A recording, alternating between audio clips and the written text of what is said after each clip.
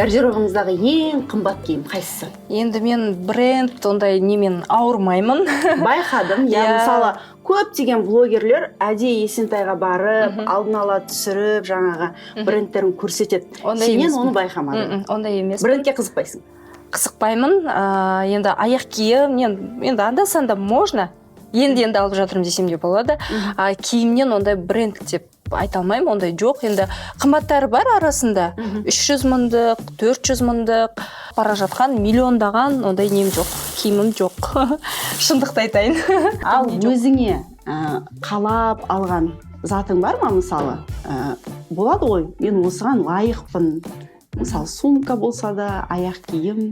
Ең бірінші, мен, наверное, сол Луи Виттонның кроссовкасын алған шығармын. Дубайда алғанмын. Прям өзім қатты қалап, ұнатып, алған кезде прям жақсы көріп, соны